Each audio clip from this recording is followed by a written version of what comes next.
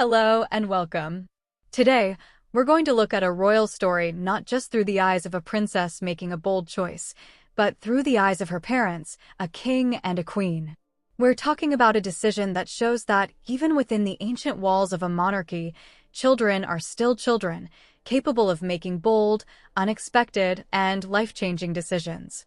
Princess Josephine, the youngest daughter of King Frederick and Queen Mary of Denmark, has chosen a new path that will profoundly shape her future. But the real story here is why her parents, the reigning monarchs, supported this step with such grace and understanding. What does this tell us about the future of the Danish monarchy? Let's find out together. To truly understand this decision, we have to look at Queen Mary. Once an ordinary Australian woman living a world away, she knows exactly what it feels like to uproot your life and adapt to something entirely new.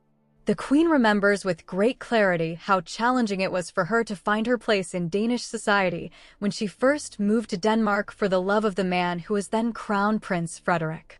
This deeply personal history has made Mary especially sensitive to her daughter Josephine's need for independence and her quest to forge her own identity. And then there's King Frederick.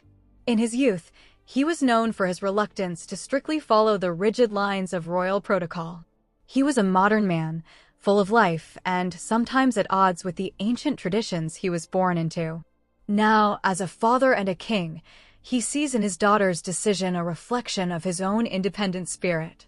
The king who once surprised Denmark with his own unexpected choices and relationships now completely understands Josephine's desire to step away from the formal, structured life of the palace.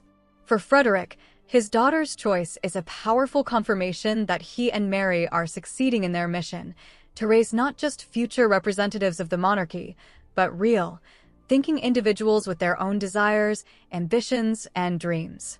But the most telling moment, the action that speaks louder than any official statement, was how the royal couple chose to support their daughter. They could have arranged a grand, public farewell. They could have turned the start of her new school year into a major media event, complete with photographers and interviews. Instead, they deliberately chose quiet restraint. On the very day that Josephine began this new chapter in her life, almost 300 kilometers away from home, King Frederick calmly went about his official duties in Copenhagen, holding a traditional audience at Christiansborg Palace. This seemingly simple act speaks volumes about the deep respect and trust the parents have for their daughter's independence. Queen Mary, as always, showed her unique blend of practicality and foresight. Her years of dedicated work with numerous youth organizations, particularly her own Mary Foundation, have given her a profound understanding of the challenges that modern teenagers face. It's fascinating to see how the royal couple has tailored their parenting approach for each of their 4 children. Crown Prince Christian is on the traditional path, his military training preparing him for his ultimate role as king. Princess Isabella has chosen a prestigious high school that aligns perfectly with her academic talents. Prince Vincent, Josephine's twin, remains in his familiar and stable school environment. But Josephine has shown from her earliest childhood that she was destined to walk her own path. Her school biography is already a story of change and self-discovery. She began her education at Traingardsskolen alongside her twin brother, Prince Vincent. Then, in 2023, she made the move to the private Kildegard school, where she spent 2 years. And now she has taken a new, even bolder step into her future. King Frederick and Queen Mary have always insisted on giving their children as normal a childhood as possible, at least within the unique confines of a royal family. They surely remember that day back in 2017 when the twins, Vincent and Josephine, first went to school. At the time, Queen Mary honestly admitted to journalists that the day was emotionally very difficult for her, as it is for any parent. Now, 7 years later, the Queen is once again experiencing that powerful moment of letting her child go, but this time, it's a step into a more adult life. Their decision to wholeheartedly support Josephine shows that Frederick and Mary are not just monarchs fulfilling ceremonial functions, they are living, breathing, modern parents who place the well-being and happiness of their children above rigid traditions and formalities. they have shown the world that they are ready to bend the old rules for the sake of their daughter's happiness. Mary's position in this is especially touching.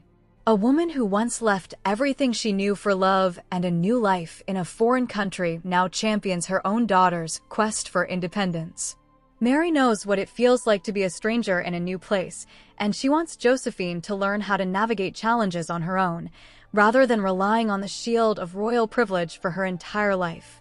Through her foundation, she has thoroughly studied the Danish boarding school system and its positive influence on the psychological well-being of young people. In one past interview, Mary admitted, "In my first years in Denmark, I did not know what boarding schools were, but I quickly realized that they are special."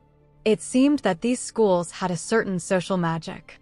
King Frederick, for his part, is demonstrating a willingness to let go of control that is rare for any parent, let alone a monarch. For a king who has lived his entire life in the public eye, giving his daughter the freedom to choose her own path, far from home, requires real courage. And King Frederick has chosen to lead with trust. As Josephine begins this exciting new stage of her life, the rest of the royal family is returning to their active duties after the summer holidays. King Frederick has already held his first official meetings, and Queen Mary is preparing for the opening of a new Headspace Center in Tarnby, an organization that provides crucial psychological support to young people. This overlap is no coincidence. It once again emphasizes that the well-being of youth is a top priority for the royal couple, both in their personal lives as parents and in their public work as leaders. This family story shows that behind the official portraits, the grand titles, and the ceremonial duties, there are real people with genuine feelings and experiences. Frederick and Mary are not just a king and queen. They are caring parents who deeply want their children to grow up as independent, capable, and happy people, able to make their own decisions in a complex world. Now that summer is over, it's especially noticeable how their family dynamic is shifting. The older children are becoming more and more independent, and Frederick and Mary are learning to be the parents of young adults, not just royal guardians. And perhaps this is the main lesson of Josephine's story. Even royal parents must learn to let their children go, to trust their choices, and to support their innate desire for independence. King Frederick and Queen Mary have shown the whole world that true parental love isn't about protection and control, but about the readiness to support a child on their own unique journey to adulthood, even if that path seems a little unusual. What do you think about their decision? Is this a sign that modern monarchy is truly changing? And should young members of royal families be given more freedom to choose their own way? Let us know your thoughts in the comments below. We are always very interested to hear your opinion. And please, don't forget to like this video and subscribe so you don't miss the next royal story. We'll see you in the next video.